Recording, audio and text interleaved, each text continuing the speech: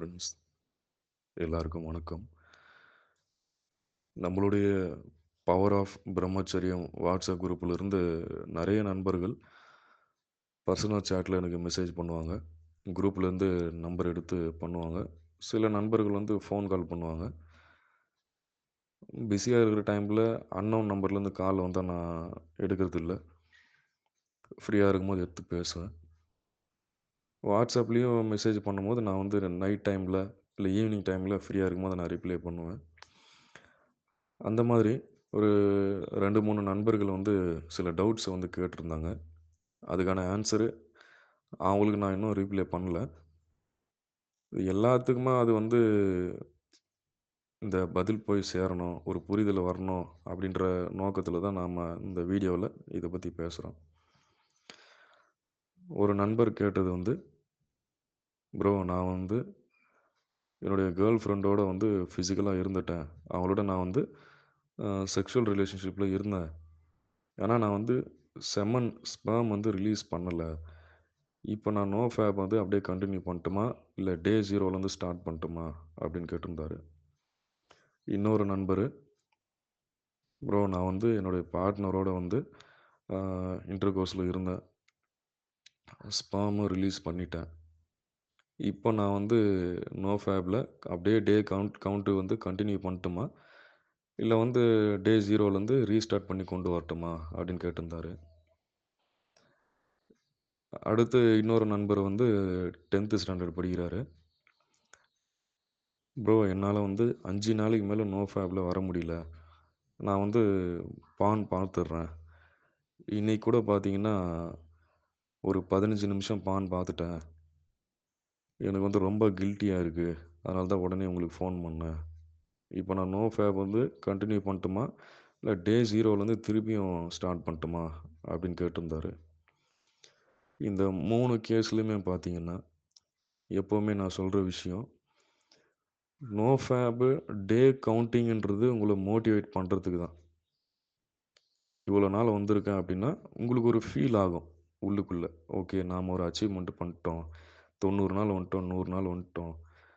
இன்னொரு ஒரு விஷயம்னா பயம் வரும். நாம 100 நாள் வந்திருக்கிறோம், இவ்வளோ கஷ்டப்பட்டு, திரும்பவும் டே 0க்கு போயிடக்கூடாது. அப்படின்ற காரணத்துக்காக தான் நாம வந்து டே கவுண்டிங் ஃபாலோ பண்ணிட்டுருக்கோம். இந்த டே கவுண்டிங்க வச்சு நீங்க எதையும் பெருசா சாதிக்க போறதில்ல. மத்தவங்களுக்காக டே கவுண்டிங் ஃபாலோ பண்றதுனால எந்த பிரயோஜனமும் இல்ல. இத நீங்க தெளிவா புரிஞ்சுக்கணும். நான் நோ ஃபேப்ல 1000 நாள் வந்துட்டேன், 2000 நாள் வந்துட்டேன்றதுக்காக யாரும் உங்கள தலையில தூக்கி வச்சு கொண்டாட போறதில்ல. இத நீங்க தெளிவா புரிஞ்சுக்கணும். நீங்க உங்களுக்காக தான் நோ ஃபேப் ஃபாலோ பண்றீங்க. நீ நோ ஃபேப் ஃபாலோ பண்ணா, உன் உடம்பு நல்லா இருக்க போது, உன் வாழ்க்கை நல்லா இருக்க போது, உன் நல்ல லைஃப் பார்ட்னர் கிடைக்க போறாங்க. நல்ல வாழ்க்கை அமையும். நல்ல வேலை, சம்பளம், நல்லபடியா ஹெல்த் உடல் ரீதியாவும், மன ரீதியாவும் நல்ல ஹெல்த்தா, ஆரோக்கியமா இருக்கலாம். சுறுசுறுப்பா இருக்கலாம். எனர்ஜியோட இருக்கலாம். மொத்தத்துல உனக்காக நீ நோ ஃபேப் ஃபாலோ பண்ணணும். டே கவுண்டிங் வச்சு அத ஸ்கிரீன்ஷாட் எடுத்து குரூப்ல போடுறது. நான் 1000 நாள் வந்துட்டேன், 500 நாள் வந்துட்டேன். ஆனா வந்து உள்ளுக்குள்ள, மனசுக்குள்ள உண்மையா இல்லாம ரெகுலரா பான் பார்த்துட்டு, இந்த மாரி செக்ஷுவல் ரிலேஷன்ஷிப்ல இருக்கிறது. Instagramல ஃபோட்டோஸ், ரீல்ஸ் பார்க்கறது, YouTubeல போய் பார்க்கறது, Googleல பார்க்கறது. இந்த லஸ்ட் திங்கிங்க வந்து ஃபுல்லாவே அந்த காம சிந்தனையோட இருக்கிறது. இது எல்லாமே எதுக்குமே பிரயோஜனம் இல்லாத ஒரு வேல. தயவுசெய்து புரிஞ்சுங்க. எதுக்கு நோ ஃபேப் நீ ஸ்டார்ட் பண்ணன்றது புரிஞ்சுக்கணும். என் உடம்பு நல்லா இருக்கணும். நான் நல்லா ஹெல்த்தா இருக்கணும். நான் எனர்ஜியோட இருக்கணும். நல்லா படிக்கணும். நான் நல்லா என்னுடைய பெர்ஃபார்மன்ஸ் நல்லா இருக்கணும். என்னுடைய பார்ட்னர் கிட்ட கரெக்ட்டா நான் வந்து ஐ கான்டாக்ட் மெயின்டெயின் பண்ணி பேசணும். இந்த சமூகத்தில நான் ஒரு வீக் பெர்சனா இருக்கக்கூடாது. நான் ஒரு மாஸ்குலின் மேனா இருக்கணுன்ற காரணத்துக்காக தான் நோ ஃபேப் வந்தோம். வந்ததையே மறந்துட்டு பான் பார்க்கறது, செக்ஷுவல் ரிலேஷன்ஷிப் வச்சிருக்குது, ஸ்பெர்ம் ரிலீஸ் பண்ணிட்டேன், ரிலீஸ் பண்ணல, நான் நோ ஃபேப்ல இருக்கிறேனா இல்லையான்றது. இதெல்லாம் எவ்வளோ பெரிய முட்டாள்தனமான ஒரு வேலைன்னு யோசிச்சு பாருங்க. ஒரு நிமிஷம் நீங்களே ஒரு மனசாட்சியோட யோசிச்சு பாருங்க. நோ ஃபேப்ல 500 நாள், 1000 நாள் வந்துட்டு கூட எந்த பிரயோஜனமும் இல்லாம, எந்த டெவலப்மென்ட்டுமே இல்லாம இருக்கிறவன எனக்கு தெரியும். அதே நோ ஃபேப்ல 90 நாள் வந்துட்டு, அந்த எனர்ஜி ஃபுல்லா யூஸ் பண்ணி, தொடர்ந்து ஹார்ட் ஒர்க் பண்ணி லைஃப்ல நெக்ஸ்ட் லெவல் போயிட்டே இருக்கிறவன், அவனையும் எனக்கு நல்லா தெரியும். இப்போ கம்பேரிசன் பண்ணி பார்த்தீங்கன்னா, நான் உணர்ந்து தெளிஞ்சது 45 நாள் நோ ஃபேப்ல இருந்தாலே அந்த எனர்ஜி வந்து ரொம்ப சூப்பரா இருக்கும். 45 டேஸ். இன்னும் 90 டேஸ் வந்தோன்னா இன்னும் பெர்ஃபெக்ட். அந்த 90 டேஸ் நோ ஃபேப் எனர்ஜிய நம்பளால வந்து யூஸ் பண்ண முடியாது. அந்த அளவுக்கு அதில எனர்ஜி இருக்கு. புரியுதுங்களா? நோ ஃபேப்ல சக்சஸ் பண்ணோம்னா, நாம வந்து 90 டேஸ் வரோம். அந்த 90 டேஸ்க்கு வந்து அந்த செமன் எனர்ஜி, அந்த உயிர் ஆற்றல நாம வந்து இன்வெஸ்ட் பண்ணணும். எதுல இன்வெஸ்ட் பண்ணணும்? கெரியர்ல இன்வெஸ்ட் பண்ணணும். ஹார்ட் ஒர்க் பண்ணணும். டெடிகேட்டட்னா ஏதோ ஒரு விஷயத்தில ஃபோக்கஸ் பண்ணி நாம வந்து உழைக்கணும். அப்பதான் அவன் வந்து மேல வர முடியும். புரியுதுங்களா? இத வந்து தெளிவா புரிஞ்சுக்காம, நான் வந்து டே கவுண்டிங் மட்டும் பார்த்துட்டு இருப்பேன். மத்தபடி நான் உண்மையா இருக்க மாட்டேன். பான் பார்ப்பேன். ரெகுலரா நான் வந்து செக்சுவல் கான்டாக்ட்ல இருப்பேன். இது வந்து வேலைக்கே ஆவாது. ஒரு நாள் ஒரு நாள் நோ ஃபேப்ல இருந்தாலும், உடல் ரீதியா, மன ரீதியா உங்களுக்கு நீங்க உண்மையா இருங்க. ஓகேவா? நான் நோ ஃபேப்ல 500 நாள் வந்துட்டேன், 1000 நாள் வந்துட்டேன். 500 நாள், 1000 நாள் வந்து ரெகுலரா பான் பார்த்துட்டு இருப்பேன். எனக்கு நல்லா தெரியும். நானே அந்த மாரி நெறைய பேருக்கு கவுன்சிலிங் குடுத்துருக்கேன். அவனால எதுவுமே பண்ண முடியாது. டே கவுண்டிங் மட்டும் தான் இன்கிரீஸ் ஆயிட்டு இருக்கும். 500 நாள், 600 நாள், 700 நாள் போயிட்டே இருப்பானே தவிர, எந்த டெவலப்மென்ட்டும் இருக்காது. புரியுதுங்களா? அவன்கிட்ட பேசுனா, ஒரு மெச்சூரா பேச தெரியாது அவங்களுக்கு. ஒரு மேஸ்குலின் மேன் அந்த அந்த பிஹேவியர் இருக்காது. ஒரு ஆட்டிட்யூட் இருக்காது. வார்த்தையில ஒரு தெளிவு இருக்காது. ஒரு எனர்ஜி ஃபீல் பண்ண முடியாது. எதுவுமே பண்ண முடியாது அவனால. ஆனா சொல்லிட்டு இருப்பான் குரூப்ல வந்து. 500 நாள் வந்துட்டேன், 1000 நாள் வந்துட்டேன், 5 வருஷம் வந்துட்டேன். சுத்தமா யூஸே கிடையாது. இதே நீங்க சீரியஸா நோ ஃபேப் 90 டேஸ் ஃபாலோ பண்ற ஒருத்தர்கிட்ட பேசி பார்த்தீங்கன்னா, அவரு வாய்ஸே வந்து ஒரு மேஸ்குலினா இருக்கும். ஒரு மேன்லியா இருக்கும். அவருடைய வார்த்தைகள் பயங்கர மெச்சூரா இருக்கும். ஒரு நிதானம் இருக்கும். தெளிவு இருக்கும். அவரோட சிந்தனையில ஒரு பக்குவம் இருக்கும். அவர் மத்தவங்கள ட்ரீட் பண்ணும்போது ஒரு தலைமைத்துவம் தெரியும். ஒரு ஆண்மை வெளிப்படும். அவருடைய டெஸ்டோஸ்டெரோன அந்த எனர்ஜிய நம்மளால ஃபீல் பண்ண முடியும். இதுதான். கடைசியா நான் சொல்ற விஷயம் உங்களுக்கு வந்து உங்களுக்கு நீங்க உண்மையா இருங்க. 1 வாரம் நோ ஃபேப் ஃபாலோ பண்ணு. ரிலாப்ஸ் ஆயிட்டியா? தப்பில்ல. திருப்பி ஸ்டார்ட் பண்ணு. 1 மாசம் வா. ரிலாப்ஸ் ஆயிட்டியா? திருப்பி ஸ்டார்ட் பண்ணு. 90 டேஸ் வா. இதுதான். ஸ்டெப் பை ஸ்டெப்பா தான் நம்ம டெவலப் பண்ண முடியும். அத விட்டுட்டு நோ ஃபேப்ல நான் வருஷக்கணக்கா இருக்கிறேன். ரெகுலரா பான் பார்க்குறேன். செக்சுவல் கான்டாக்ட்ல இருக்கிறேன். ஸ்பெர்ம் மட்டும் ரிலீஸ் பண்ணல நானு. பான் பார்த்துக்கிறேன். நான் மாஸ்டர்பேஷன் பண்ணல. நான் நோ ஃபேப்ல இருக்கிறேன். இது வந்து உன்னையும் ஏமாத்திக்கின்னு, மத்தவங்களையும் ஏமாத்திக்கின்னு, இது ஒரு கேவலமான ஒரு பொழப்பு. தயவு செய்து திருந்துங்க. உங்களுக்கு நீங்க உண்மையா இருங்க.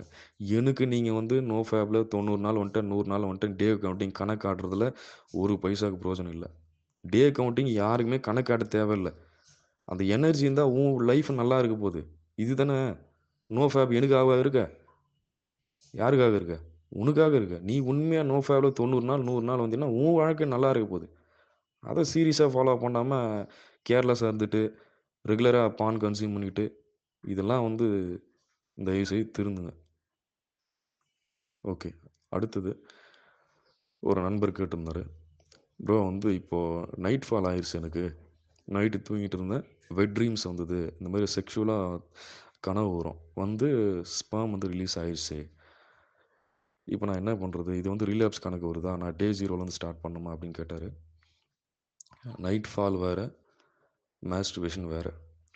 நைட் ஃபால்ன்றது நம்மளுடைய விதை பையில ஸ்பெர்ம் சேவ் ஆகுறதுன்னு ஒரு பேக் இருக்கு.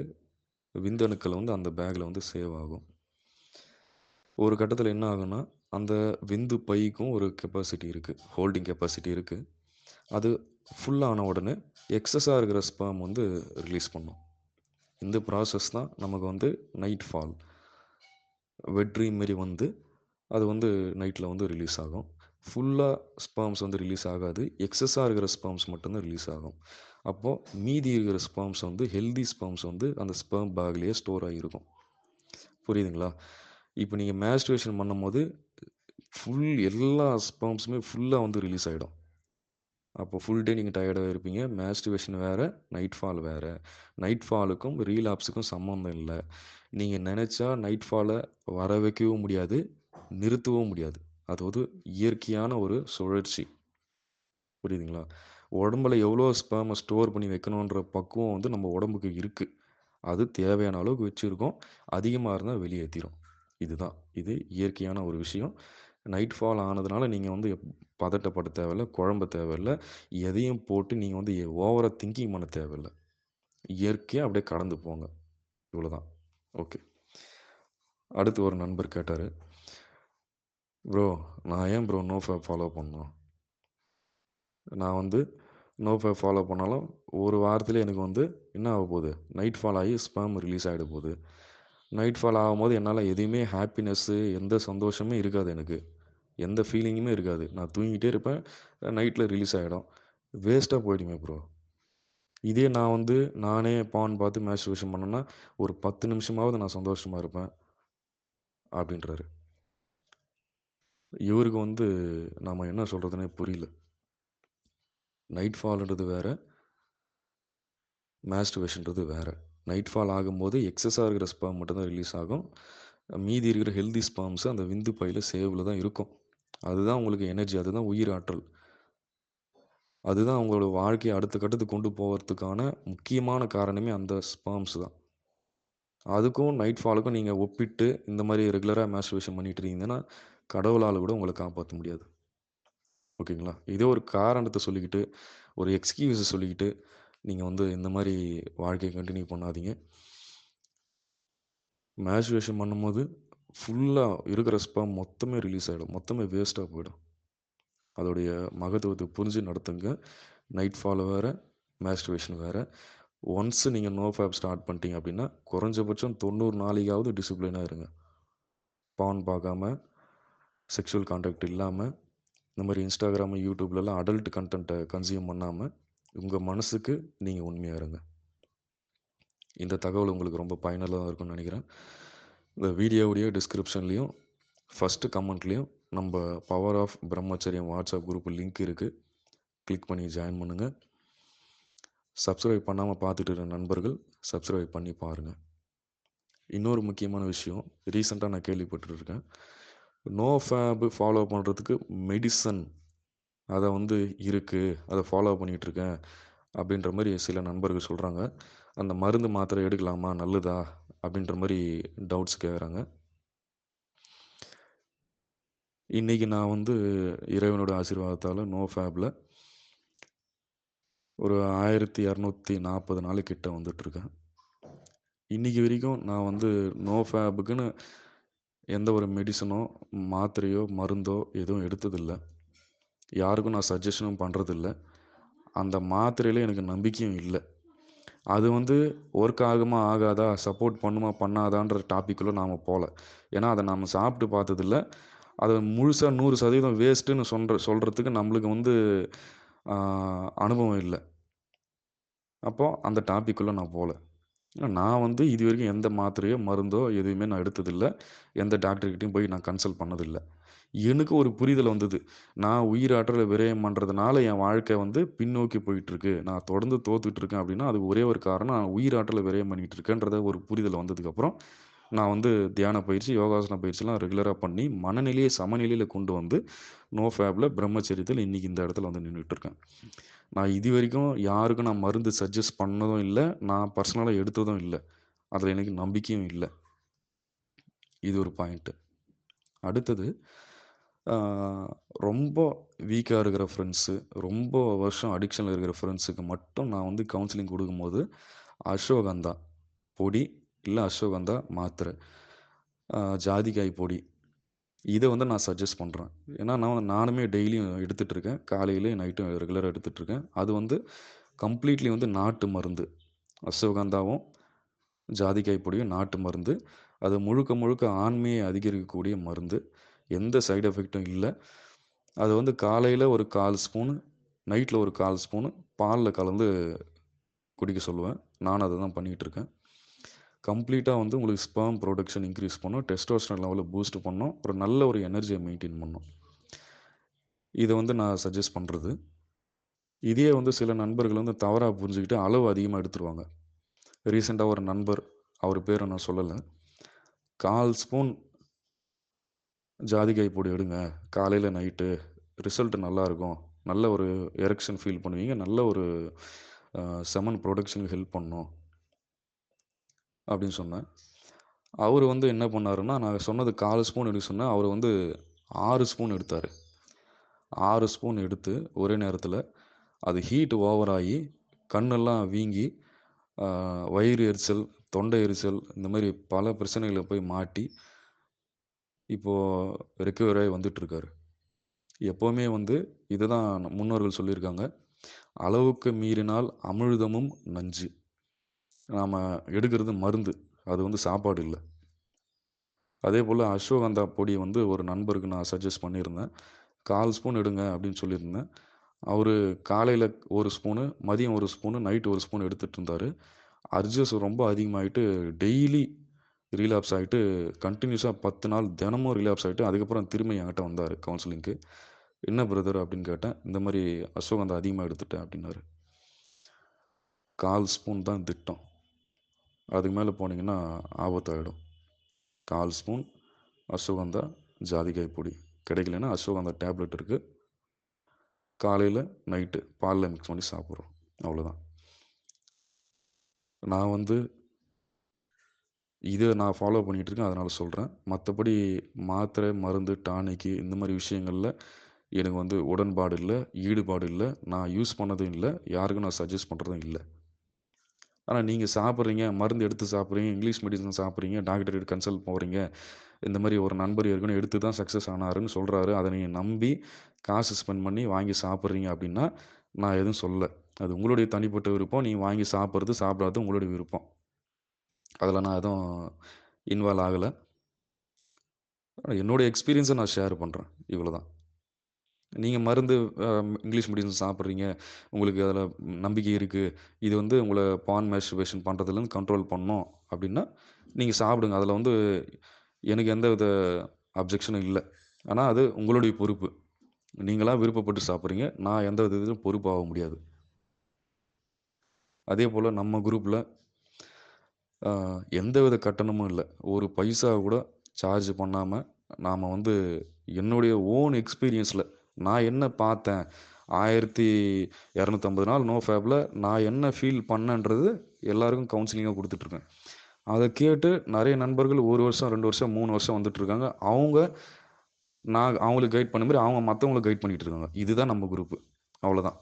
அது வாய்ஸ் சாட்லயா சரி, வீக்கெண்ட்ல மீட்டிங் கண்டக்ட் பண்றோம். நம்ம வந்து டெக்ஸ்ட் மெசேஜா இருக்கட்டும், நம்மளால முடிஞ்ச கைடன்ஸ மத்தவங்களுக்கு குடுக்குறோம். அவ்வளோதான். இது எந்த விதமான சார்ஜ் பண்றதோ எதுவுமே கிடையாது. இப்போ உங்களுக்கு வந்து யாராவது வந்து நோ ஃபேப்ல நான் வந்து கைட் பண்றேன். நான் வந்து இந்த மாரி புரோகிராம் கண்டக்ட் பண்றேன். நான் வந்து சார்ஜ் பண்றேன். நான் இந்த மாரி மெடிசின் சேல் பண்றேன். இந்த மாரிலாம் சொல்றாங்க அப்டின்னா, அத வந்து நீங்க கன்சியூம் பண்றது, அக்செப்ட் பண்றது, நீங்க மனி ஸ்பெண்ட் பண்றதுன்றது உங்களுடைய தனிப்பட்ட விருப்பம்.